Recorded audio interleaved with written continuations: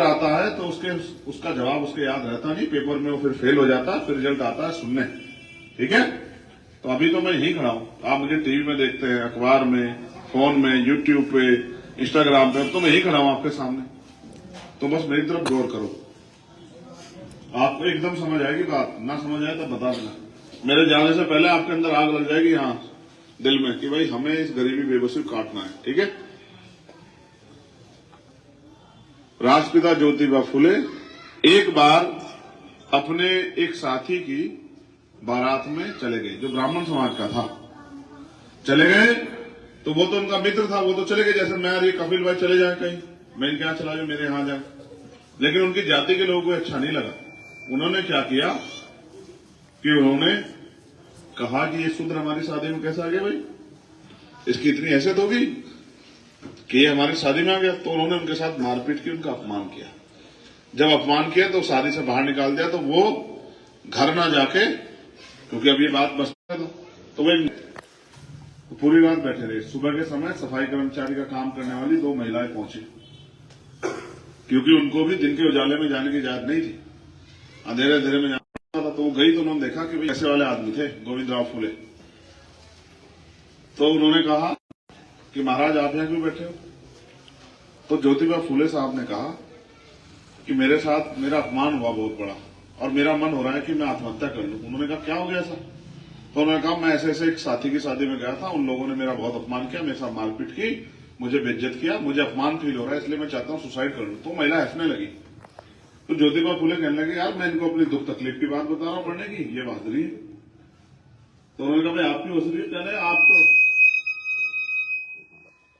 आप तो इस बात पे मरना चाह रहे हैं, हमसे तो इससे बड़े बड़े अत्याचार होते हैं, हमारा तो इससे ज्यादा मजाक उड़ता है। हमें तो दिन के उजाले में जाने की इजाजत नहीं है, हमें तो अच्छा खाना, अच्छा पीने, अच्छे कपड़े पहनने की, अच्छा घर बनाने की इजाजत नहीं है।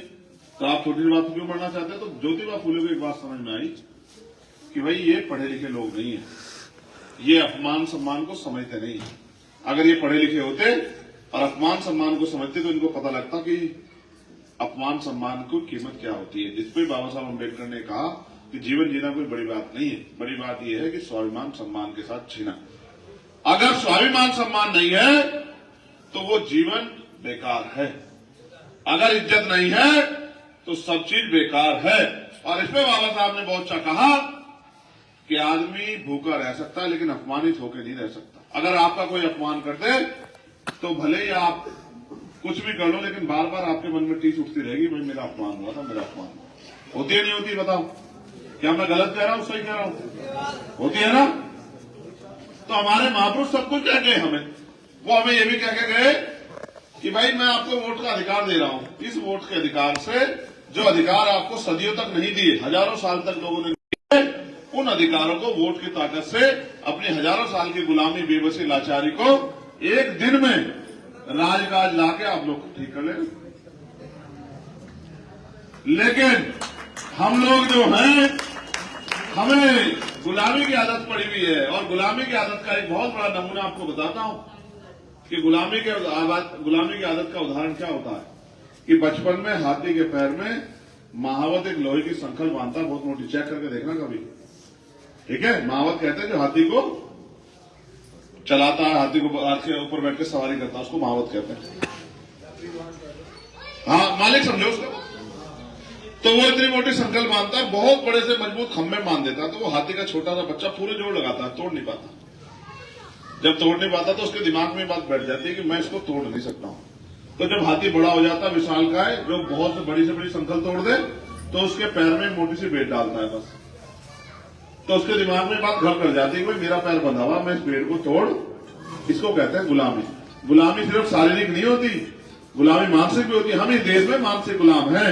हम पे वोट होते भी इस देश में राज हमारा नहीं आ रहा है। हमारे महापुरुष समझा गए कि वोट हमारा, राज तुम्हारा नहीं चलेगा, नहीं चलेगा। जो बहुजन की बात करेगा वही देश पे राज करेगा। लेकिन इस देश में तो वोट हमारा है, राज दुश्मन का है।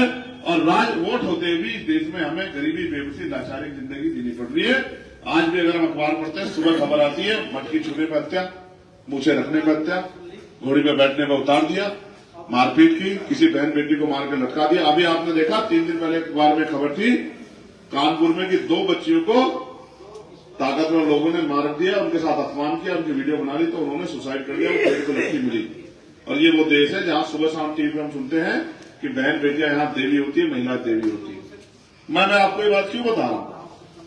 क्योंकि जब तक आप गुलामी की बेड़ियां काटने के लिए अपने मन से प्रयास नहीं करोगे, तब तक आपकी गुलामी दूर नहीं हो सकती है। और गुलामी की बेड़ियां काटने के लिए मन पक्का करना पड़ता है, वरना बार बार ऐसा महसूस होता है कि भाई नहीं नहीं नहीं नहीं नहीं। लेकिन अपने मन में संकल्प देखो, जब बाबा साहब अम्बेडकर ने कहा कि जाओ अपने घर की दीवारों पर लिख दो, हमें इस देश का शासक बनना है, हम इस देश के शासक बनेंगे, हम इस देश के शासक हैं, तो लोगों ने मजाक उड़ाई बाबा साहब की। अरे बाबा साहब कैसे बात कर रहे हैं, दीवारों पे लिख दो, घरों पे लिख दो, हमारे कहां दीवार, हमारे कहां घर। तो बाबा साहब ने कहा संविधान जो दिया है इसके साथ नारा ये है कि शिक्षित बनो, संगठित हो, फोकस करो, पढ़ो लिखो, रोजगार करो, डॉक्टर इंजीनियर IAS IPS बनो, वकील जज बनो, पटवारी सेक्रेटरी बनो, और अपने काम को मत भूलो, अपने समाज का हाथ पकड़ के रखना, उनका हाथ मत छोड़ना। जो पढ़ लिख के तैयार हो गए उन्होंने हाथ छोड़ दिया, तो गरीब गरीब पड़ा गया, जो गांव में ताकतवर हो जाकर शहर में बस गया, और ये अपनी जिंदगी से इस गरीबी बेबसी को नहीं निकाल पाए। आप महसूस करके देखो, हम 1 रुपए का सामान खरीदते हैं, 28 पैसे टैक्स जाता है। अगर एक परिवार 5,000 रुपए का सामान खरीदता महीने में, तो 1400 रुपए टैक्स जाता है। अब 1400 रुपए टैक्स जो सरकार हमसे एक महीने में लेती है, वो हमें 400 रुपए का 200, 250, 300 रुपए का राशन देकर एहसास कराती है कि मैं आपकी की बहने बैठ, तो आप 1400 रुपए का तो टैक्स देते हो। फिर और सुनो, पहले सिलेंडर आता है 350 रुपए का, अब आता है 1150 रुपए का, ठीक है, 800 रुपए जेब में से वहां कटते हैं। पहले बिल आता था 120-130 रुपए का, अब आता है बिजली का बिल 500-600 रुपए का।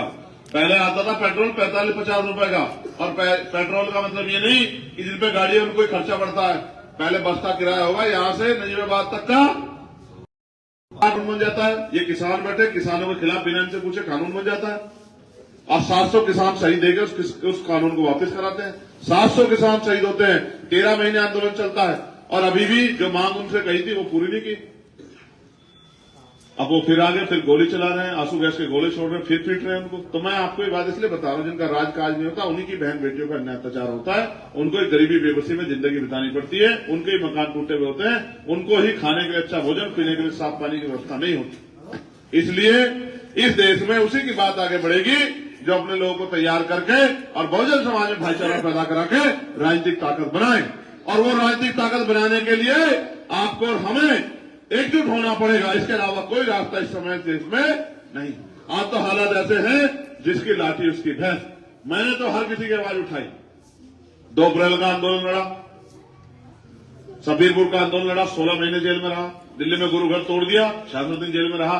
NRC पे जब जिनको आपने वोट दी, मुस्लिम भाई भी यहां बैठे, कपिल भाई बैठे, आप मेरी बात को गलत साबित कर देना, जब NRC आया और पूरे देश में मुस्लिम भाई को मजबूरी में डर के और बहन बेटियों को सड़कों पर आना पड़ा, तो अकेला चंद्रशेखर आजाद खड़ा था आपकी हिफाजत करने के लिए, आपकी आवाज बनने के लिए। कोई नहीं खड़ा था, आप क्या करवा देंगे। न आपसे कोई वोट का ताल्लुक था, न किसी बात का, बस ये था कि बाबा साहब अम्बेडकर ने और हमारे संत गुरु महापुरुषों ने हमें सिखाया कि जुल्म का करने वाले से जुल्म सहने वाला बराबर का दोषी होता है, वो ज्यादा दोषी होता है कि जुल्म सह रहा है। हम इस देश में किसी कमजोर को जुल्म नहीं सहने देंगे, हम अपने भाई का हाथ पकड़ के सुरक्षा करेंगे, ये वादा हमने उनसे किया। जब मौलाना करीम सिद्दीकी को जेल में बंद कर दिया, जब मौलाना साद साहब को, जब निजामुद्दीन मरकज को, तबलीग की जमात को, जब कासिम में अखलाक की हत्या कर दी, राजस्थान में नासिर जुनैद की हत्या कर दी, जब हिजाब का मामला आया, अगर कोई साथ खड़ा था तो बाबा साहब अम्बेडकर को मानने वाले भीम आर्मी आजाद समाज पार्टी के लोग खड़े। जब ग्वालियर में गुजर समाज के लोगों पर जुल्म हुआ, तब चंद्रशेखर आजाद और भीम आर्मी आजाद समाज पार्टी के लोग खड़े थे। जब किसानों का मामला था, 13 महीने का आंदोलन, जब पहलवान बेटियों का अपमान किया गया, तो भीम आर्मी आजाद समाज पार्टी के लोग खड़े थे। जब नीट का मामला आया, रोस्टर का मामला आया, 13 रोस्टर का, जब 69 शिक्षक भर्ती का मामला आया, पुलिस भर्ती का मामला आया, हमेशा हम लोगों ने इस लड़ाई को मजबूती से लड़ा, आपके सम्मान को झुकने नहीं दिया। लेकिन अब इस देश में लड़ाई और खतरनाक हो गई है, क्योंकि ऐसा लगता है कि 24 के बाद चुनाव ही बहुत मुश्किल होगा। अब जैसा कि जब बाबा साहब ने वोट का अधिकार दिया, दुश्मन बड़ा तेज था, उसने कहा इनके पास वोट है, हमारे पास नोट है, हम इनकी वोट को नोट से खरीद लेंगे। जब बानेवार काशीराम साहब ने समाज को बिकना बंद करवा दिया कि भाई अपना वोट मत बेचो, वोट की रक्षा बहन बेटी की रक्षा करनी है, तो ये मशीन ले आए। अब आप मशीन से वोट दो किसी को चला जाएगा। फिर हमारे लोगों ने उसका विरोध किया, वीवीपैट लगवा दी।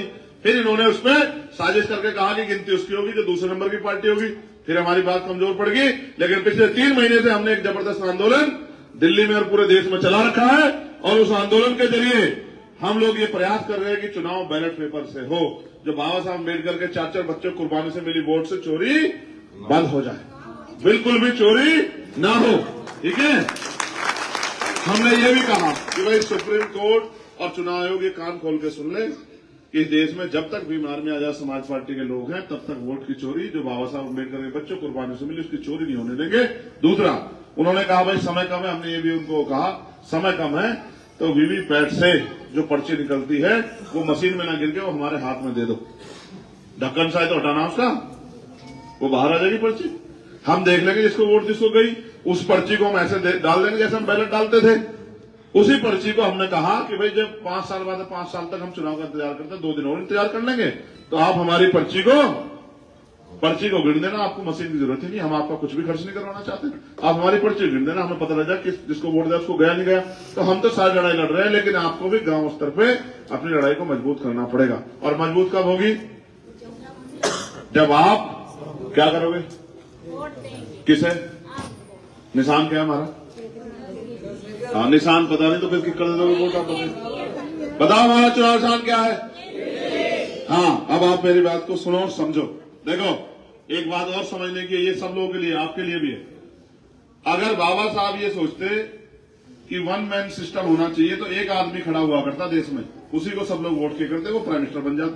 लेकिन बाबा साहब ने कहा भाई नहीं, हर क्षेत्र में अच्छे बुरे सब तरह के लोग हैं, तो उन्होंने इतनी इसको बांटा क्षेत्र को कि हर जगह से बहुत अच्छा आदमी चुन के आना चाहिए जो गरीबों का हमदर्द हो, उनकी आवाज उठाए, पढ़ा लिखा हो, समझदार हो, उनकी बात को आगे बढ़ाने का काम करे, उनके हकों के लिए लड़े। देखो जैसे मैं उदाहरण बताता हूँ, एमएलए एमपी साहब ने 3 बार जिता दिया यहाँ से, पिछली बार भी जिताया था ना, गिरिश्चल को जिताया नहीं जिताया, गठबंधन को जिताया नहीं जिताया। अब हुआ क्या कि जब आपको उनको जरूरत थी तो वो आपके खिलाफ खड़े थे, समझ रहे हो? तो इसका मतलब ये है कि आपको अपने अपने क्षेत्र से जिम्मेदार व्यक्ति को चुन के भेजना। देखो, अगर आपका नेता ईमानदार होता तो एम्स जैसा हॉस्पिटल यहां भी बनता, गरीबों को मुफ्त में अच्छे से अच्छा इलाज मिलता, उनकी जान नहीं जाती। अगर आपका नेता अच्छा होता तो इंडस्ट्रियल एरिया जैसे हरिद्वार में लगा तो यहां भी बनता, पढ़े लिखे नौजवानों को रोजगार मिलता, उनको आत्महत्या नहीं करनी पड़ती, उनके माँ बाप उनको गालियां नहीं देते कि पढ़ा लिखा दिया अब भी रोजगार नहीं कर पा रहा है। ठीक है, अगर आपका नेता अच्छा होता तो अच्छे अच्छे स्कूल कॉलेज बहन बेटियों के लिए यहां बनते, जिसमें हमारी बहन बेटियां पढ़ लिख के डॉक्टर इंजीनियर IAS IPS बनती, वकील जज बनती। अगर आपका नेता अच्छा होता तो आपके क्षेत्र में रोजगार के साधन पैदा होते, क्योंकि हम लाखों करोड़ रुपए का माल चाइना से खरीदते हैं, बांग्लादेश से खरीदते हैं, और देशों से खरीदते हैं। अगर वही माल हमारे यहाँ तैयार होने लग जाए, गांव में कच्चा माल तैयार होने लग जाए, तो कितनी बहन बेटियों को रोजगार मिल सकता। आज हमें घर चलाने के लिए मेहनत मजदूरी करनी पड़ती है 200, 250, 300 रुपए की। अगर 500-700 रुपए का रोजगार घरों में मिलने लग जाए तो हमारी बहनों के हाथों में जो लकीरें पड़ गई हैं वो भी कम होंगी और उनका जीवन भी खुशहाल होगा। अब आप महसूस करो, भारत में समान काम समान वेतन नहीं है। उसी काम को एक सरकारी कर्मचारी करेगा, उतने ही समय में उसको 1200-1500 रुपए, 2000 रुपए मिलेंगे, और उसी काम को अगर मजदूर करेगा उतने ही समय तो उसको 300-400 रुपए मिलेगा। भैया जी, आपने ये बात कट की गई है, बिल्कुल जी, ये बात कट की गई है। छोड़ दो। अब इधर खड़े जाओ, मुझे बात रख ले तो पहले मेरी बात पूरी हो जाने दो। देखो, आपने ये बात कट की है। अच्छा, अभी थोड़ा जल्दी पूरी बात ध्यान दो, पूरी बात जल्दी आ जाओ। ठीक है, सुनो। उसे महसूस हुआ कि मेरी बात हुई, इसलिए उसको लगा भी आ जाओ जल्दी, बीच में लग जाओ सब लोग जल्दी। छोड़ो, आप मत बोलो। देखो, वो भी मेरा भाई है, उसको भी लग रहा है कि मेरा बड़ा भाई है, मैं भी अपने दिल की बात करूं, मगर मेरी बात पर गौर करो। देखो, मनरेगा में सरकार ने कहा 100 दिन रोजगार देंगे, ठीक है जी। प्रधान जी यहां बैठे भाई, 25 दिन मुश्किल से मिल रहा और उसके पैसे भी नहीं आ रहे, ठीक है। आप ये बताओ, खर्चा तो 365 दिन है, तो भाई 25 दिन रोजगार क्यों, 100 दिन रोजगार क्यों? 365 दिन रोजगार मिलना चाहिए, तब जाके लोगों के घरों में सुख शांति रोटी रोजी की व्यवस्था होगी। और फिर नेताओं को 50,000 रुपए पेंशन और महिलाओं को 500 रुपए पेंशन क्यों भाई? बुजुर्गों को 500 रुपए पेंशन ऐसा क्यों भाई? इसलिए क्योंकि वो मानते हैं कि ये गरीब हैं, इनको तो रूखी सूखी खाना है। तो हम रूखी सूखी खाने के लिए पैदा नहीं हुए। हमें हर व्यक्ति का ख्याल रखना है, मजदूर का भी, किसान का भी। किसान को फसल के दाम दिलाने हैं, और जो जुल्म जाते हैं अत्याचार सरकार के इशारे पे मुसलमानों के साथ, दलितों के साथ, पिछड़े वर्ग के साथ, ईसाइयों के साथ, बुद्धिस्टों के साथ जो हो रहा है, जैन के साथ जो हो रहा है, न्याय पसंद लोगों के साथ हो रहा है, महिलाओं के साथ हो रहा है, इसको भी हमें रोकना है। लेकिन रोकने का तरीका एक ही है कि लोकतंत्र में जब हम मजबूत होंगे तभी हमारी सुनवाई होगी, तभी डीएम एसएसपी हमारी सुनेगा, तभी अधिकारी कर्मचारी हमारे सुनेंगे। और ये वोट आपके हाथ में है। तो आपका चुनाव निशान है केतली। इस बार जब आप वोट डालने जाओ तो चुनाव निशान केतली पे वोट डाल के चंद्रशेखर आजाद के हाथों को मजबूत करो, और आपकी तरफ उठने वाली हर रात को वोट की चोट से जवाब दो। दूसरी बात, अब एक तरीका तो ये आप कहोगे हम वोट दे देंगे, तो खाली वोट देने से नहीं जीती जाती लड़ाई। जब तक आप खुद चंद्रशेखर आजाद नहीं बनोगे, जो मेरे नौजवान भाई बैठे, बताओ समाज को गरीबी में धसा कर रखना है, गरीबी की बेड़ियां काटनी, बताओ हटानी? तो फिर आपको खुद बनना पड़ेगा चंद्रशेखर आजाद। सबके आगे हाथ जोड़ जोड़ के सबको करना पड़ेगा तैयार। पहले करना पड़ेगा अपना गांव तैयार, उसके बाद गांव से बाहर निकल के दूसरे गांव करना पड़ेगा तैयार, तीसरे गांव करना पड़ेगा तैयार। क्योंकि ना तो साधन ना संसाधन उनका, मीडिया भी सारी उनकी, पैसा भी सारा उनका, सरकार भी उनकी, पुलिस भी उनकी, एजेंसियां भी उनकी, प्रशासन भी उनका। हमारे पास क्या? हम पे सिर्फ एक ही चीज है कि हमारा शरीर, इस शरीर का प्रयोग करके अपने मुंह से जा जाके गांव जाके अपनी बात कह के समाज को जोड़ के बहुजन समाज भाईचारा पैदा करके एकजुट करके इस लड़ाई को कामयाब करें। अब आखिरी बात मेरी ये सुनो, इधर देखो। हाँ, कोई भी लड़ाई कोई अकेला व्यक्ति नहीं जीत सकता है। अगर आपको कोई लड़ाई लड़नी है तो वो सामूहिक लड़ाई मिलकर जीतनी पड़ती है। इसलिए मैं आपसे अपील करूंगा, माननीय काशीराम साहब कहते थे जो सहारा देगा वो इशारा भी देगा। इसलिए मैं आपसे अपील करूंगा कि आप इस लड़ाई में मदद करें, चाहे आप 1 रुपए की मदद करें अपनी मेहनत की कमाई से, लेकिन इस लड़ाई में मदद जरूर करें, जिससे कि इस लड़ाई को लड़ने का हौसला हम सब लोगों में बढ़े। क्योंकि अगर ये अकेले मेरी लड़ाई होती तो मैं तो कुछ भी बेच खोज के इस लड़ाई को लड़ लेता, लेकिन ये हमारी सबकी लड़ाई है, और जिनसे मुकाबला बहुत पैसे वाले लोग हैं। तो मैं आपसे अपील करूंगा कि अपनी मेहनत कमाई से इस लड़ाई में मदद करें, जिससे कि लड़ाई आगे बढ़े और हम लोग इस लड़ाई को आगे बढ़ा के जीत के आपके दुख सुख, आपकी परेशानियों को दूर करने का काम करें। बहुत बहुत धन्यवाद। जय भीम, जय भारत, जय संविधान। एक आखिरी बात मदद के साथ साथ, ये जो बहनें माए बैठी और नौजवान साथी, रैली कब की पता है? आई खबर? 15 मार्च की है रैली। कहाँ है? नगीना के हिंदू इंटर कॉलेज में। ठीक है, आओगे नहीं आओगे? बताओ जरा, बताओ जोर से, बताओ आओगे नहीं आओगे? पक्का? 15 तारीख को, क्योंकि हमारे रहबर माननीय काशीराम साहब का जन्मदिन और हमारी पार्टी का स्थापना दिवस, और जब आपकी पार्टी होगी मजबूत तभी होगी गरीबों की सुनवाई। तो 15 तारीख को हिंदू इंटर कॉलेज, नो बताओ अपने दम पर आ जाओगे या नो कहोगे कुछ साधन वादन भेजो? अपने दम पर आओगे नहीं आओगे? हाँ ठीक है, बंटी तेल भी गिर लाइए भाई। हाँ ठीक है जी, भी बढ़ेगी बात। ठीक है भाई, तो 15 तारीख की रैली, और अभी हमारे ढक्कन दिया खोल, इब्राहिम में बैठ। ठीक है, इन करो इसमें सहयोग। सब तक मैं धन्यवाद दूंगा। वीडियो को ज़्यादा से ज़्यादा लाइक करें, चैनल को सब्सक्राइब करें और वीडियो को ज़्यादा से ज़्यादा लोगों तक पहुंचाएं। इससे हमें मोटिवेशन मिलेगा और समाज की इसी प्रकार की खबरों को हम आपके समक्ष इसी प्रकार की वीडियो लाते रहेंगे। जय भीम, जय भारत, जय मंडल, जय गांधीधाम। और भाई को अगर आप सपोर्ट करेंगे तो आप अपने हितों को और अपने समाज की बात को मजबूत करने के लिए भाई को सपोर्ट करेंगे। बाकी मैं इतना ही कहना चाहूँगा। जय भीम, जय भारत।